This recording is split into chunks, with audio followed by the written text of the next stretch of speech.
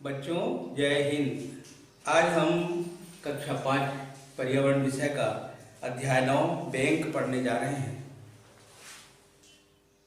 Bank तो आप सबने देखा ही होगा, क्योंकि बैंक में हर व्यक्तियों का आज का काम रहता है। हर व्यक्ति कोई ना कोई काम धंधा जरूर करता है। कामगार हो या किसान, मजदूर हो या उद्योगपति, कर्मचारी हो या अफसर, काम के बदले उसे रुपये मिलते हैं, जिसमें से कुछ रकम वो जरूरी कार्यों में खर्च करते हैं और कुछ रकम भविष्य के लिए सुरक्षित रखते हैं। ये जो रकम हम जो सुरक्षित रखते हैं भविष्य के लिए, उसे हम कहाँ रखते हैं? बैंक में रखते हैं ना। तो चलिए बैंक के गतिविधियों के बारे में आज हम जानेंगे। एक बार ललिता अपनी माँ के साथ बैंक गई। ललिता की माँ ने बैंक के बाबू से पैसा निकासी का फॉर्म लिया और उसे भरकर दे दिया। बैंक के बाबू ने फॉर्म लेकर ललिता की माँ को एक टोकन, सिक्के जैसा एक टोकन दिया। कुछ देर के बाद एक जालीदार कमरे, जिसे केबिन भी कहते हैं, में से एक बाबू ने उसकी माँ का नाम पुकारा। ललिता की माँ ने उसे टोकन दिया और उन्हें पैसे मिल गए। ललिता ने पूछा कि यहाँ पैसे जमा करने या निकालने के लिए क्या करना होता है? माँ ने बताया कि सबसे पहले बैंक में खाता खुलवाना पड़ता है और इस खाते में से पैसा जमा करने होते हैं। यहाँ उनके द्वारा जमा किए पैसे सुरक्षित रहते हैं।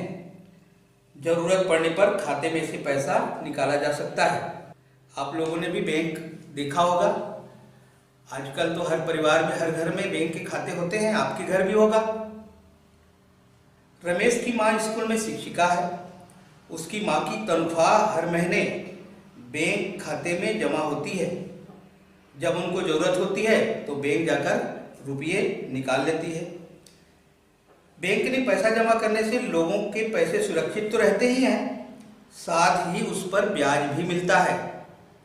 जैसे कि रमेश की माँ के खाते में 5,000 रुपये जमा है, इस पर उनको ब्याज मिलेगा। यदि ये रुपये घर में ही रखे रहते तो क्या होता? पैसा बढ़ता क्या, या उसमें कोई बढ़ोतरी होती क्या? नहीं होती ना। तो पैसा में बढ़ोतरी करना है तो उसको हम बैंक में जमा करते हैं, क्योंकि उस पैसे के अलावा बैंक जो हमें अतिरिक्त पैसा देती है उसे ही हम ब्याज कहते हैं। तो ब्याज के साथ रुपये में बढ़ोतरी होती जाती है। ब्याज के बारे में आप अपने घर में भी चर्चा कर सकते हैं। अपने माँ बाप से भी पूछ सकते हैं कि बैंक में उनका पैसा जमा है तो कितना ब्याज के रूप में उसको राशि मिली है। बैंक में हर व्यक्ति खाता खोल सकता है। दुकानदार, सब्जी बेचने वाला, मजदूरी करने वाला, अफसर, वकील, डॉक्टर, किसान आदि सभी व्यक्ति खाते खोल सकते हैं। खाता खोलने पर बैंक की तरफ से एक पासबुक दी जाती है। इस पासबुक में कितने पैसे कब कब जमा किए हैं और कब कब कितने पैसे निकाले हैं आदि का हिसाब लिखा होता है। और इन खातों को खोलने के लिए हम क्या कर सकते हैं? कोई बता सकते हैं इसमें? खाते खोलने के लिए अपने पहचान के लिए पहचान पत्र, फोटो और अन्य दस्तावेज जो बैंक मांगती है उसको हमको जमा करना पड़ता है। ऐसे खाता जिसमें जमा पैसों को जब चाहे निकाला जा सके बचत खाता कहते हैं। और ऐसे खातों के ऊपर भी बचत खाता लिखा रहता है। बचत खाते का एक नियम भी होता है कि बचत खाते में कुछ पैसा रखना जरूरी होता है। फैजा के पिताजी शिल्पकार हैं। वे मिट्टी की सुंदर सुंदर चीजें बनाकर बेचते हैं। घर के खर्चे के बाद जो भी पैसा बचता है उसको वो बैंक में जमा कर देते हैं। बैंक में पैसा जमा करते रहने पर उनके खाते में 10,000 रुपये जमा हो गए हैं। बैंक के बाबू ने उनको सलाह दी कि यदि उनको इन पैसों की तुरंत जरूरत नहीं है तो कुछ निश्चित सालों के लिए मियादी खाते में जमा कर दें। बैंक के बाबू ने उनको यह भी समझाया कि इस पैसे को यदि मियादी खाता में जमा करेंगे तो ब्याज भी ज़्यादा मिलेगा। फैजा के पिताजी ने बैंक के बाबू के कहे अनुसार मियादी खाते में 5 साल के लिए पैसे जमा कर दिए। 5 साल के बाद उनको 10,000 तो मिले ही, उस पर ब्याज भी अधिक मिला। इस तरह से यह रकम बढ़ती गई। तो इस पे बचत खाता और मियादी खाता, दो खातों के बारे में अभी आपने जाना। बचत खाता में हम पैसा जब चाहे निकाल सकते हैं और बचत खाते में ब्याज की दर कम होती है।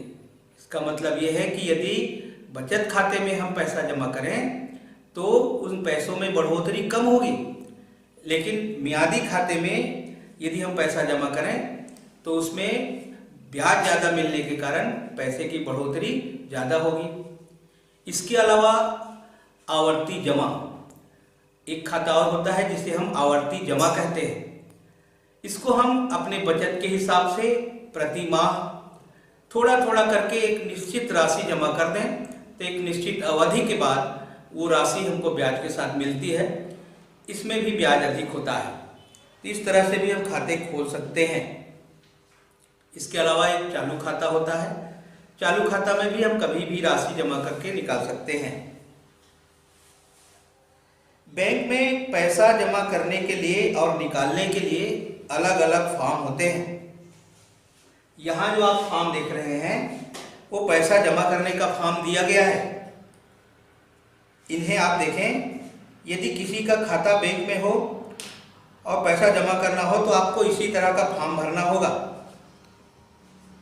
आप अपने निकट के बैंक में जाकर के भी इस तरह का फॉर्म लेकर के आप उसको देख सकते हैं और उस फॉर्म को भरने का आप अभ्यास कर सकते हैं, ताकि कभी आप बैंक जाएं तो किसी को आपको पूछने की जरूरत ना हो और आप स्वयं अपने खाते से पैसा निकाल सकते हैं। बैंक का एक और नियम है, यदि किसी खाते में कोई दूसरा व्यक्ति पैसा जमा करने जाएगा, वह जमा तो कर सकता है लेकिन कोई दूसरा व्यक्ति पैसा निकाल नहीं सकता। खातेदार के हस्ताक्षर के बिना पैसा निकाला ही नहीं जा सकता। इसलिए यदि पैसा निकालना है तो स्वयं खातेदार को वहां जाकर के हस्ताक्षर करके पैसा निकालना होता है। जमा करने के लिए कोई भी व्यक्ति जाकर के किसी के भी खाते में राशि जमा कर सकता है। जिस व्यक्ति का बैंक में खाता होता है उसके हस्ताक्षर बैंक वाले संभाल करके रखते हैं। जो पढ़ा लिखा ना हो तो उसके हाथ के अंगूठे का निशान लगवाया जाता है। जब भी व्यक्ति पैसा निकालता है उसके हस्ताक्षर या अंगूठे का निशान का मिलान किया जाता है। यदि अंगूठे के निशान या हस्ताक्षर में गड़बड़ी हो तो बैंक पैसा देने से मना कर देता है। हर व्यक्ति का अंगूठे का निशान अलग अलग होता है। आप लोग भी ये प्रयोग कर सकते हैं। एक कोरे कागज में जितने बच्चे हैं सब अपना अपना अंगूठा लगा करके देख सकते हैं। उसके बाद मिला करके देखेंगे कि अंगूठा का निशान एक जैसा है कि अलग है। एक और महत्वपूर्ण बात है कि बैंक में जो फॉर्म भरा जाता है उसमें किसी प्रकार की काट पीट नहीं होनी चाहिए। यदि काट पीट हो तो उस फॉर्म को मंजूर नहीं किया जाता। इसलिए फॉर्म भरते समय हमें पूरी सावधानी बरतनी चाहिए। थोड़ा भी फॉर्म में काट पीट नहीं होना चाहिए। इस बात का विशेष ध्यान रखा जाना चाहिए। पैसा जमा करने के लिए ये फॉर्म जो आपने देखा, इसी तरह से फॉर्म को भरा जाएगा और भरा जा करके बैंक में उसको हम जमा करने से हमको एक टोकन दिया जाता है और टोकन जब हम वहाँ का बाबू हमारा नाम पुकारेगा तो टोकन को देने के बाद हमको पैसा मिल जाता है। इसी तरह से बैंक से पैसा निकालना है तो बैंक से पैसा निकालने के लिए एक इस तरह से आपने देखा कि पैसा निकालने और जमा करने के लिए अलग अलग फॉर्म होते हैं। बैंक से पैसा निकालने का एक और तरीका होता है, एक और व्यवस्था होती है। इसके लिए खातेदार को बैंक एक चेक बुक देता है। यदि खातेदार को किसी और व्यक्ति को पैसे का भुगतान करना हो तो पैसा देने के बजाय उतनी ही रकम का चेक दिया जा सकता है। जैसे कि फैजा के पिताजी को कहीं से अपने काम के लिए सामान खरीदना हो तो वे अपनी जेब में पैसा लेकर नहीं जाते, वे अपने साथ चेक बुक लेकर जाते हैं। जितने रुपये का सामान खरीदा उतने रुपये का चेक दे देते हैं। दुकानदार, व्यापारी आदि लोग रुपयों का लेन देन चेक से ही करते हैं। चेक से करने से सुविधा ये होती है कि हमको कहीं भी सामान खरीदने जाना है तो पैसे लेकर के जाने की आवश्यकता नहीं होती, क्योंकि पैसे लेकर के बहुत ज़्यादा पैसा लेकर के जाने से चोरी होने का भी भय होता है। इसलिए चेक भुगतान का एक अच्छा साधन है। जैसे कि एक व्यापारी गोविंद सिंह निर्मला साहू को 20,000 रुपये का एक चेक देता है। यह cheque bank of Rajasthan limited का है। जब यह चेक निर्मला साहू के पास जाएगा तो वह उस बैंक में जाएगी और बैंक उसको रुपये दे देगा चेक के बदले। यह चेक एक तरह से पैसा ही है, लेकिन इस चेक में खतरा भी है। खतरा यह है कि यदि गलती से यह गुम हो जाए तो किसी और को मिल जाए तो वह बैंक से पैसा निकाल सकता है। इस समस्या से निपटने के लिए एक और तरीका होता है। चेक के बाईं ओर गोविंद सिंह 2 तिरछी लाइन खींच दे, जैसे ये चित्र में आप देख रहे हैं। 2 तिरछी लाइन खींच दे और वहां पर लिख दे कि खाते में जमा करें, तो फिर इस चेक से दूसरा व्यक्ति पैसा निकाल नहीं सकता। अब यह चेक निर्मला साहू के खाते में ही जमा हो सकता है। निर्मला साहू भी सीधे पैसे प्राप्त नहीं कर सकती। यह चेक निर्मला साहू के खाते में ही जमा होगा। तो इस तरह से हम यदि चेक दें तो चेक यदि गुम भी हो जाए तो कोई भी व्यक्ति उस चेक से पैसा भुना नहीं सकता। पैसा निकालने का एक और तरीका है। आजकल बैंकों ने खातेदारों की सुविधा के लिए शहरों में लेन देन के लिए केंद्र प्रारंभ किए हैं। इन केंद्रों को क्या कहते हैं आप लोग जानते हैं? हाँ, इन केंद्रों को एटीएम कहा जाता है। और शायद आप लोग भी एटीएम देखे होंगे।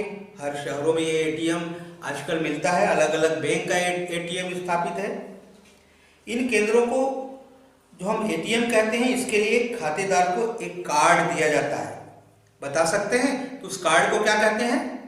हाँ, उस कार्ड को एटीएम कार्ड कहते हैं। इस कार्ड की मदद से कोई खातेदार उस बैंक के एटीएम से कहीं से भी रुपये निकाल सकता है। निरंजन अंबिकापुर में रहते हैं। उनको किसी काम से जगदलपुर अचानक जाना पड़ा। उनके पास किराए के पैसे ही थे। उन्होंने सोचा कि कोई बात नहीं, जगदलपुर जाकर वे अपने एटीएम कार्ड से रुपये निकाल लेंगे। वे जगदलपुर गए और रात को 10 बजे उन्होंने अपने एटीएम कार्ड के द्वारा 5,000 रुपये निकाल लिए।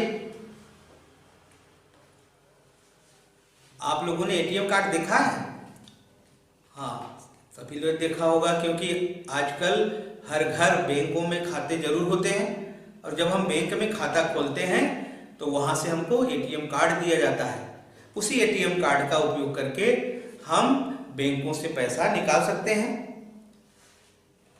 बैंकों से पैसा जमा करने और निकालने के अलावा बैंक में एक कार्य और होते हैं, वो है बैंक से कर्ज। बैंक का एक प्रमुख काम होता है जरूरत पड़ने पर कर्ज देना। करीब एक कारखाने में काम करता है।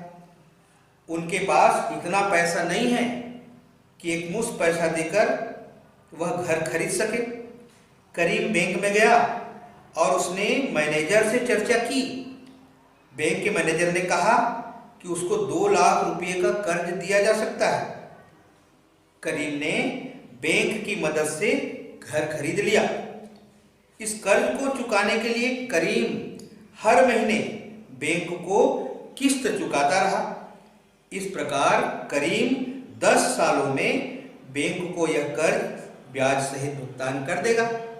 इस तरह से कर्ज लेकर के हम बड़ा सा बड़ा काम कर सकते हैं।